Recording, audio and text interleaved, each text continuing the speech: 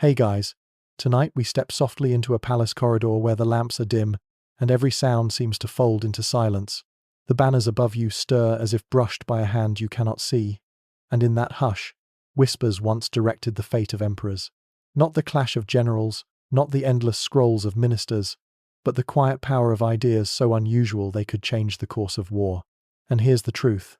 You won't survive the strangeness of what's waiting, because these battles were fought not only with swords, but with tricks so uncanny they almost feel like dreams turned dangerous. Oxen became burning constellations, rivers betrayed their own nature, and birds carried sparks like falling stars. And by the end of tonight's journey, you'll hear of one last revelation that ties them all together, a secret of how imagination, more than iron, shapes survival itself. So, before you get comfortable, take a moment to like the video and subscribe, but only if you genuinely enjoy what I do here. And I'd love it if you shared your location and the time where you are listening. Midnight in Toronto, early morning in Sydney, maybe a lazy afternoon in Buenos Aires. Together, we make a constellation of little lanterns across the world. Now, dim the lights, maybe turn on a fan for that soft background hum, and let's ease into tonight's journey together. The hall stretches onward, long enough that your footsteps sound borrowed. Pillars painted with dragons and cranes glimmer faintly in vermilion, each brushstroke a reminder that art here was never decoration alone, it was part of a language meant to shape the mind. Imagine this place at night centuries ago, when the air outside carried both the smell of harvest and the rumor of armies. To live in ancient China was to live within cycles, rice rising in paddies, dynasties rising and falling, and borders that always felt like they might shift a little farther tomorrow. On the surface, life was ordinary. Farmers guided their oxen, children played under mulberry trees, women ground herbs into incense. Yet beneath that calm was an understanding that war could arrive not with fanfare but with quiet inevitability. It was like weather sometimes, it gathered clouds for weeks before breaking, other times it struck without warning. Armies marched not only to conquer but to survive. Generals measured their strength, counted their spears, studied their walls, and still knew they might be outmatched. And in that fragile space where certainty faltered, imagination crept in. Rumors spread through court halls of ideas that sounded almost like fables. If we cannot meet them in iron, one advisor might whisper, then let us borrow the sky, or the earth, or the creatures that walk between. These were not wild tales told for amusement. They were experiments in survival. And because survival demands more than strength, it often demanded strangeness. Think of a village where life feels unchanged for generations. At dusk, the oxen are led back from the fields, tails flicking away flies, their bodies radiating the warmth of sun-soaked earth. The children chase birds into the trees and release them again with laughter. A mother hangs bunches of herbs in the rafters so their fragrance can drift through the night. None of these things are unusual, not yet. But under the pressure of war, each one could be asked to change its role. The ox might be led into a camp not to plough but to burn. The bird might return not with song but with fire. The herbs might be ground not for incense, but for smoke that blinds and unsettles. The line between daily life and battle blurred. It wasn't always a question of weapons. Sometimes it was a question of perspective. What could be repurposed? What could be disguised? What could be transformed into something fearsome under the cover of darkness? The people who lived in those times learned that necessity does not always create new tools, it reshapes the old ones. Walking further into the corridor, you feel the brush of cooler air against your skin. It carries the faint sound of drums, not yet near, but enough to stir the thought of distance closing. Armies did not always clash in broad daylight. They circled each other in the mind first, probing for weakness, imagining how to make the ordinary uncanny. And sometimes, those imaginings turned into strategies that startled not only the enemy, but history itself. The hush here grows heavier, and you begin to sense the shape of stories pressing against the silence. There is one of oxen transformed into wandering constellations of fire, released across fields to scatter soldiers who thought they knew what fear was.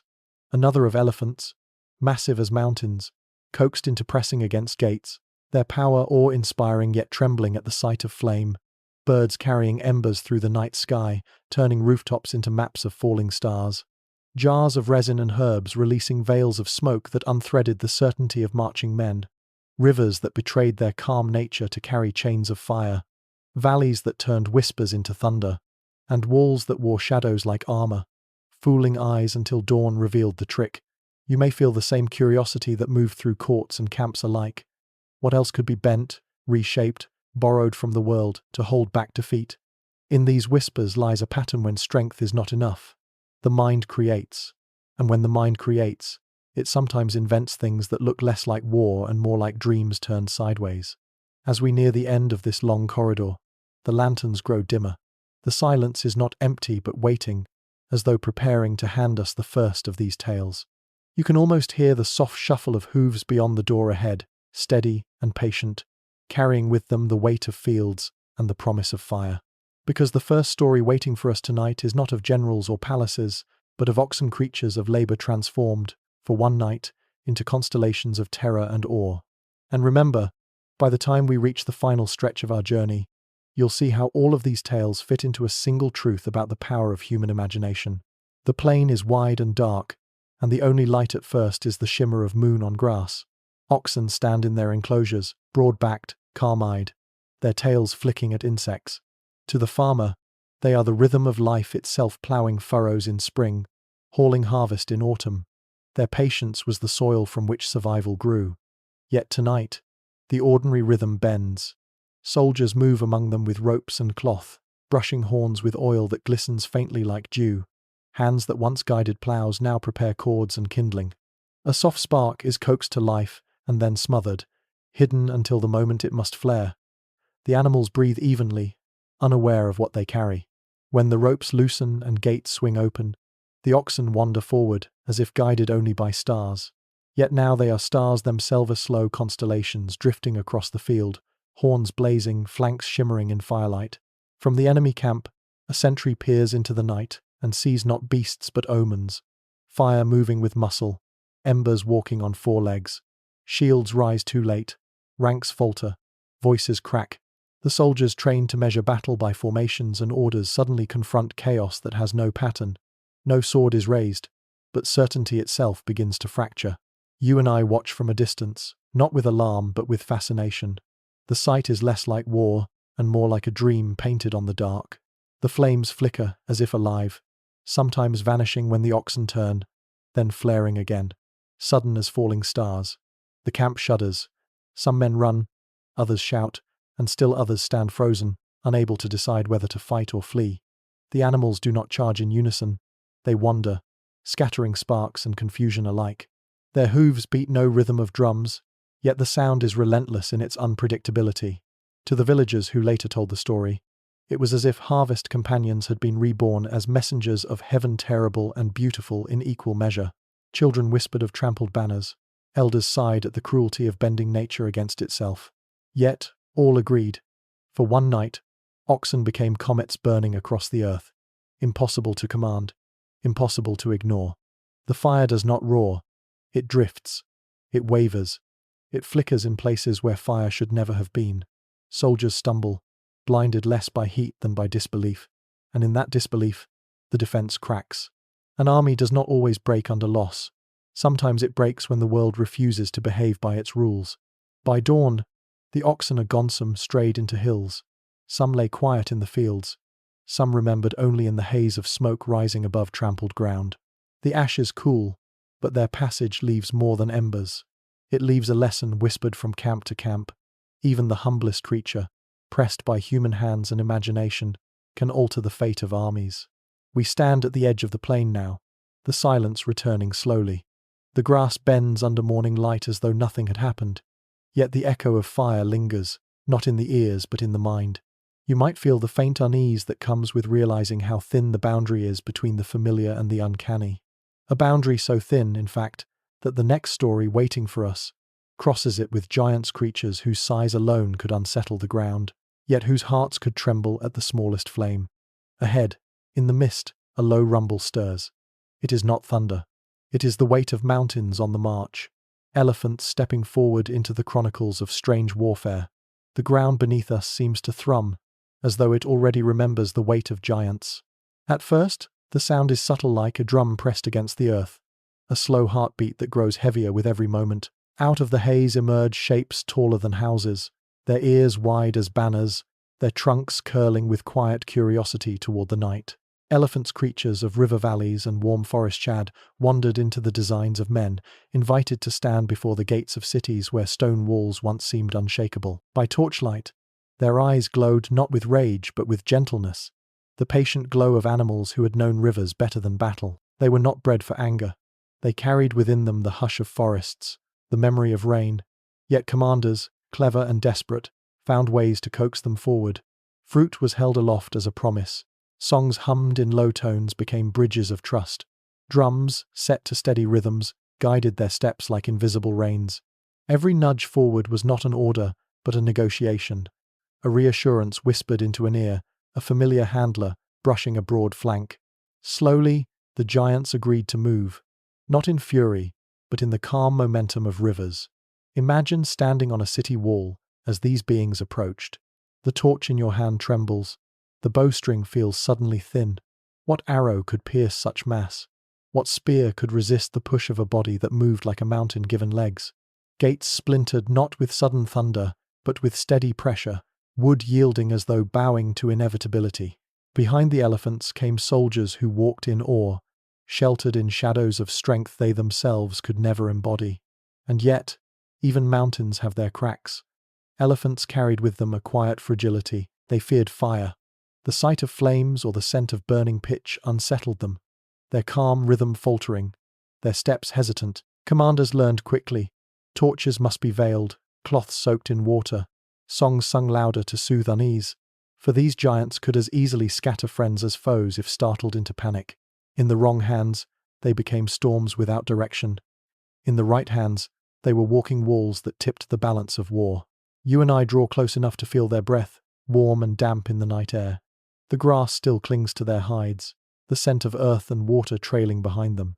Their presence is awe itself, and yet there is sadness too.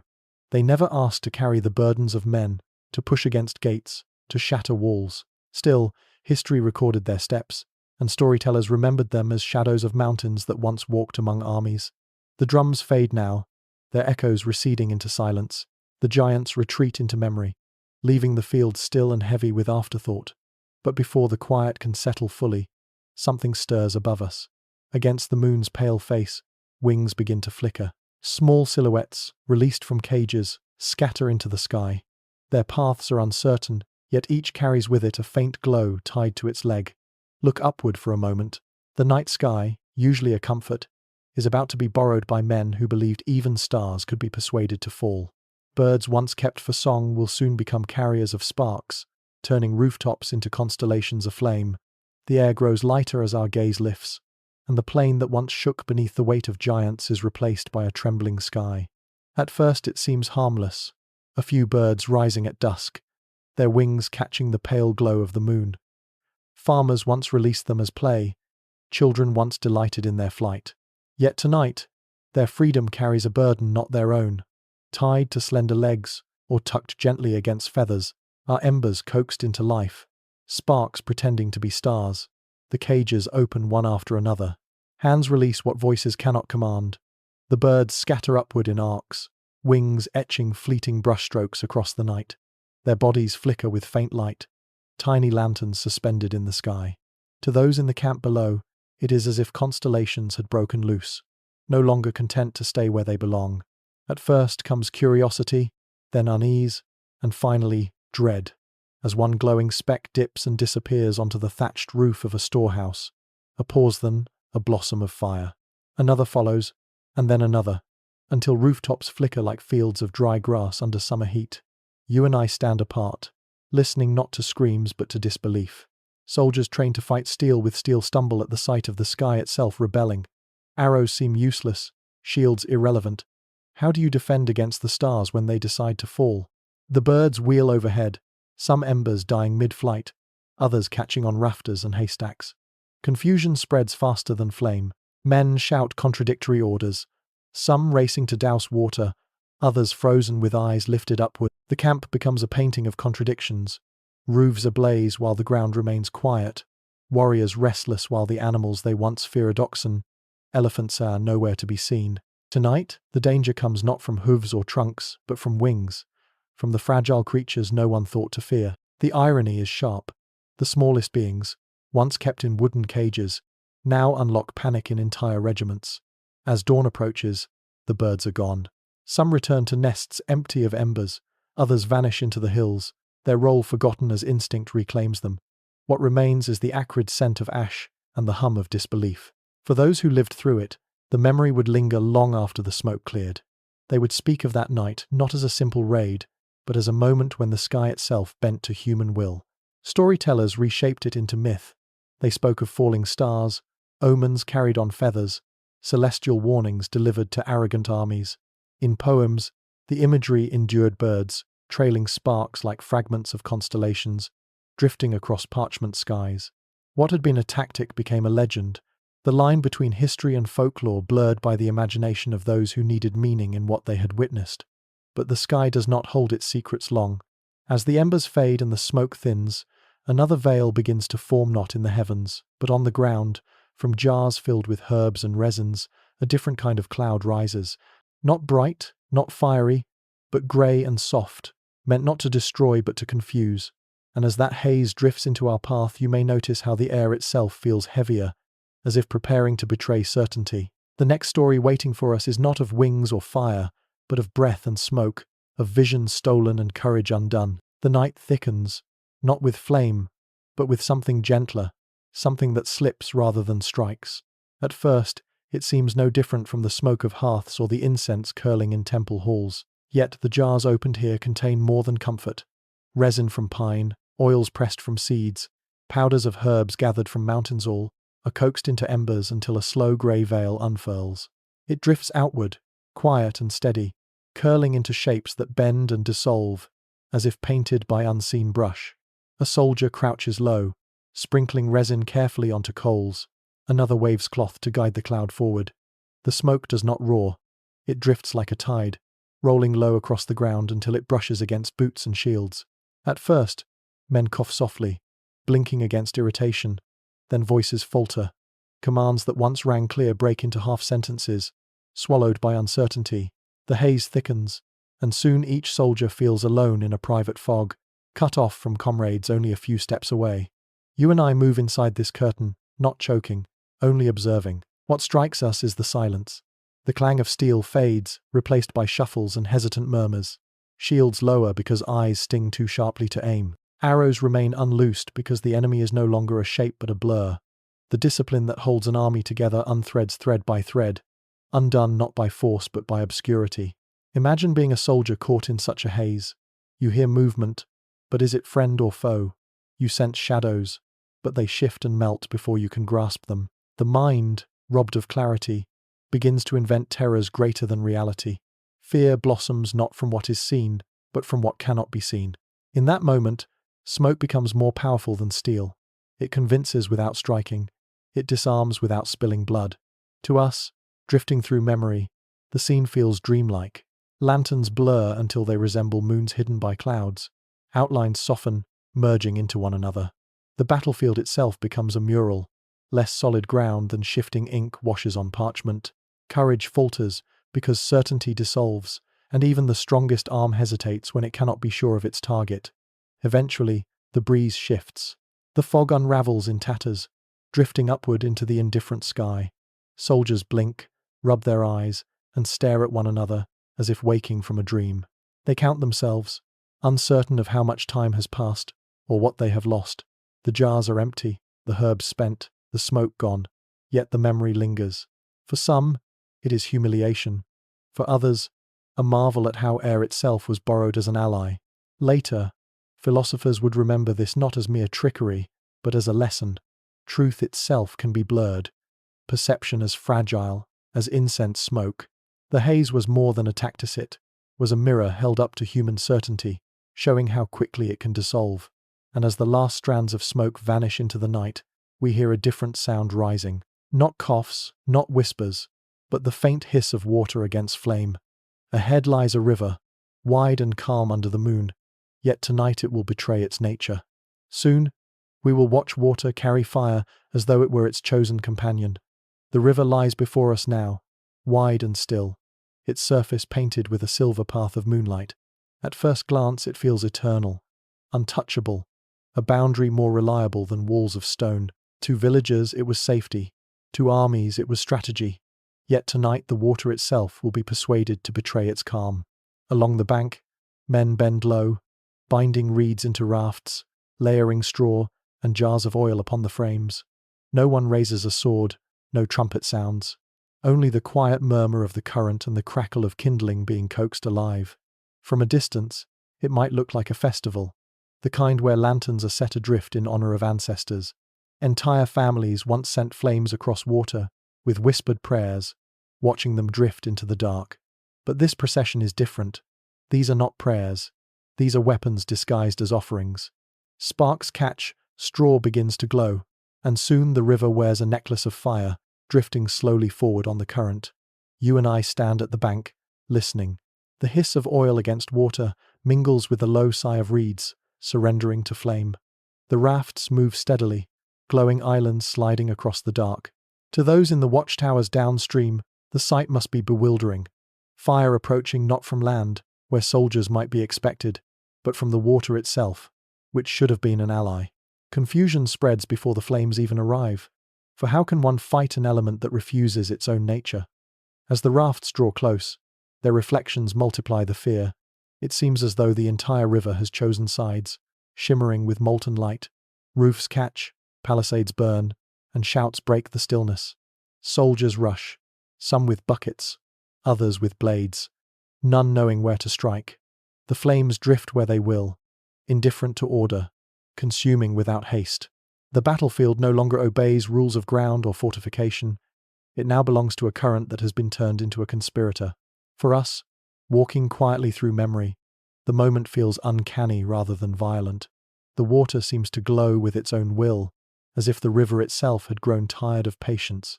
Ash floats upward, carried by air, even as remnants of burning straw drift downstream. And when dawn arrives, the surface is calm again, as though nothing had ever disturbed it. Only the faint char along the banks tells the truth. Water was once convinced to host fire. Villagers who later told this story did not speak of strategy, but of paradox. They marveled that something as yielding as water could be asked to turn against its own essence.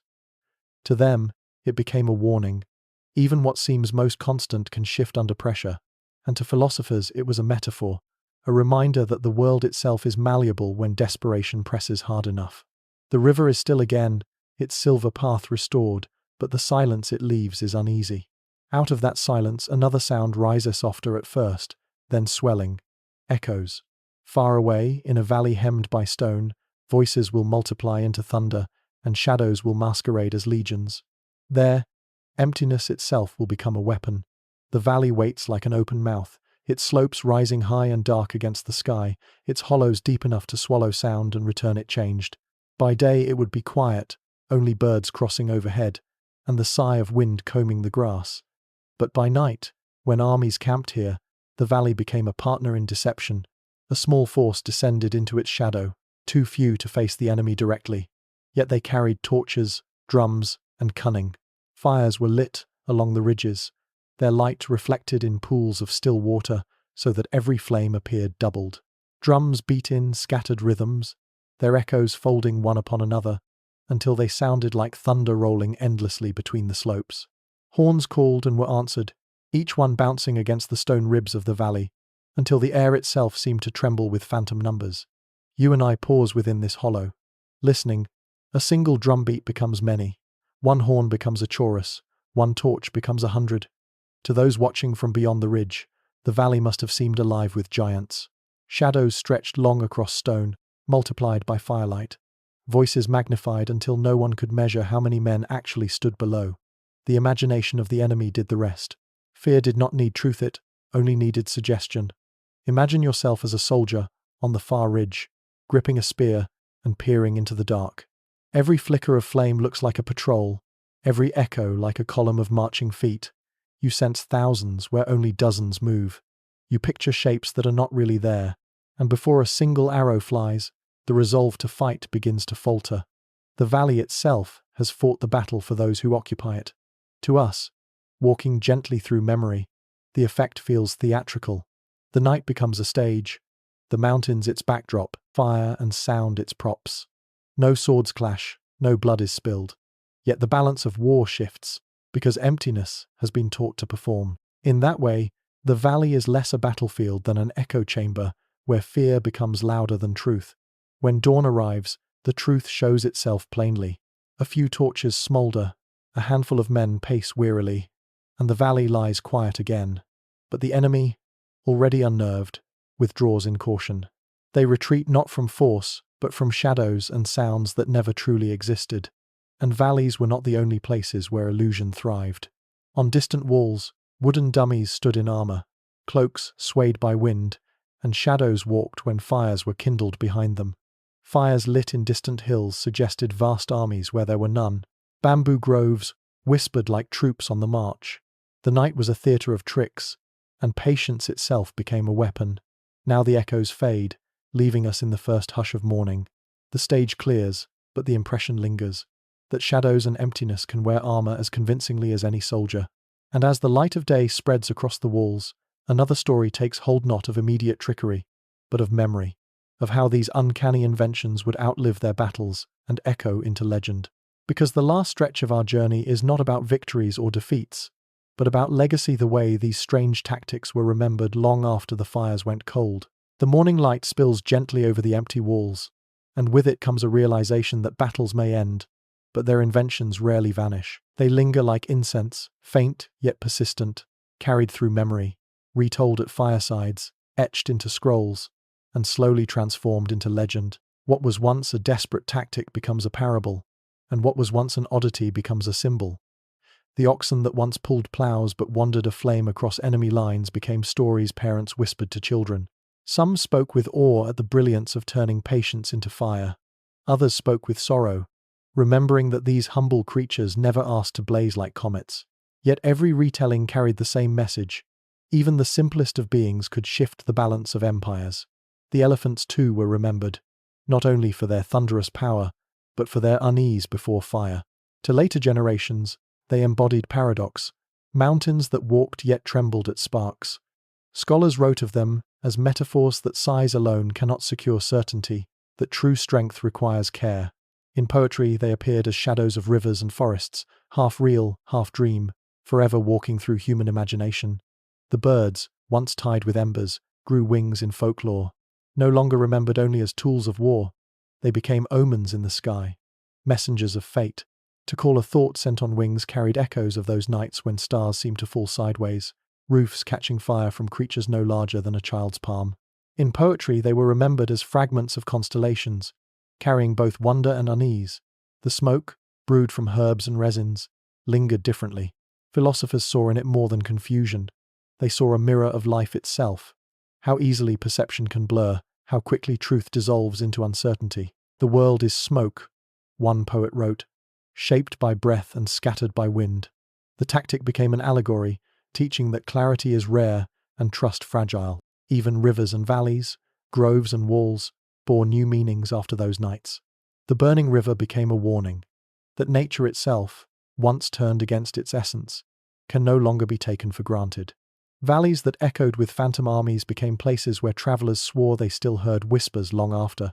Bamboo groves, swaying in wind, became symbols of illusion, their sighs no longer mere rustle, but remembered as footsteps of invisible patrols. For the people who lived between those battles, the farmers, the children, the women gathering herbs, these tales became lessons in resilience. They reminded each generation that survival does not always lie in weapons, but often in the imagination to transform the ordinary.